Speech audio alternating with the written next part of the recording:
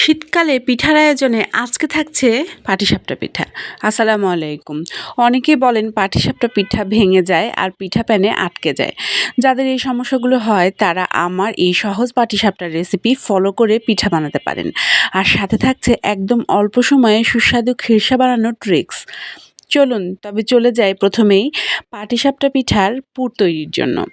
আর আজকের এই পাটিসাপটা পিঠার পুরটা কিন্তু আমি পুরোটা গুঁড়ো দুধ এবং তরল দুধ সব মিলিয়েই তৈরি করেছি। তো প্রথমে প্যানে দিয়ে দিচ্ছি 1/4 কাপ চিনি, আর এটা আমি ক্যারামেল করে নিব। ক্যারামেল করার উদ্দেশ্য পিঠার পুরের যে কালারটা সেটা যাতে গুড়ের মতো বাদামি কালার হয়। আর এখানে আমি ভেঙে দিচ্ছি 2টা এলাচ, আর তার সাথে দিয়ে দিচ্ছি 1/2 লিটার দুধ। এই 1/2 লিটার দুধটা কিন্তু আমি 1 লিটার দুধকে ঘন করে 1/2 লিটার করেছি। আর তার সাথে দিয়ে দিচ্ছি 1/4 কাপ গুঁড়ো দুধ। আর এখন খুব ভালোভাবে নেড়ে নেড়ে এই খিরসাটা তৈরির জন্য অপেক্ষা করব। তবে অবশ্যই প্যানের কিছুক্ষণ পর পর লাকড়ি দিয়ে হাত রাখতে হবে যাতে প্যানে আটকে না যায়। আর নামানোর আগে এই দেখছেন এখন এই সময়টায় 1 চামচ ঘি দিয়ে তারপরেই কিন্তু খিরসাটা একদম তৈরি হয়ে যাবে পুরের জন্য। আর এরপরে আমরা চলে যাব পাটিসাপটার ব্যাটার বানানোর জন্য।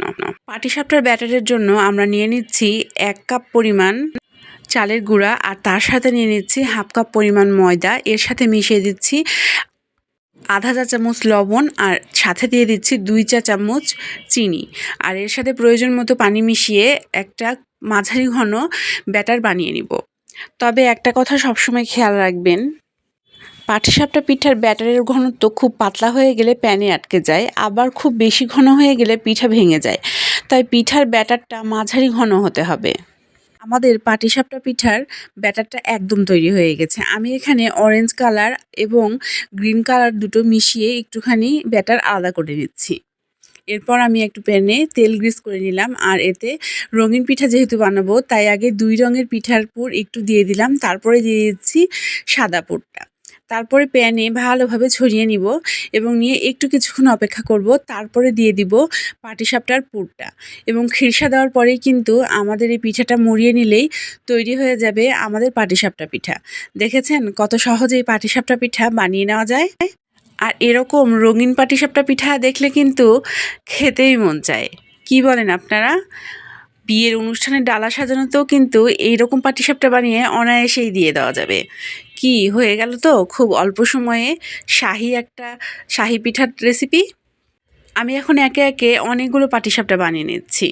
দেখেন মুহূর্তের মধ্যে কিন্তু একটা পাটিসাপটা হয়ে গিয়েছে এবং আমি আরেকটা পিঠা বানাতে চলে গিয়েছি। এরকম নরম তুলতুলে পাটিসাপটা পিঠা বানিয়ে অনায়াসে কিন্তু 2 দিন ঘরে রেখে আপনি খেতে পারবেন এবং মেহমান আসলে আপ্যায়নও করতে পারবেন। পিঠা বানানোর দ্বিতীয় দিনেও পিঠা থাকবে প্রথম দিনের মতো নরম তুলতুলে এবং সফট।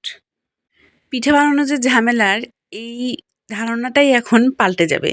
কি ঠিক বললাম তো? খিরসা যেমন সহজে বানাবেন সেমনি চটপট করেই এভাবে পাটিসাপটা পিঠা বানিয়ে সবার মন জয় করে নিতে পারবেন। তো আজকে এই পর্যন্তই। আমার রেসিপিটি যদি আপনার ভালো লাগে তবে অবশ্যই লাইক দিয়ে পুরো ভিডিওটি দেখবেন এবং ভিডিওটি শেয়ার করে দিবেন। আর অবশ্যই আমার চ্যানেলটিকে সাবস্ক্রাইব করে আমার পাশে থাকবেন। তো আজকে এই পর্যন্তই, সামনে আবারও দেখা হবে। সে পর্যন্ত সবাই ভালো থাকবেন। আসসালামু আলাইকুম।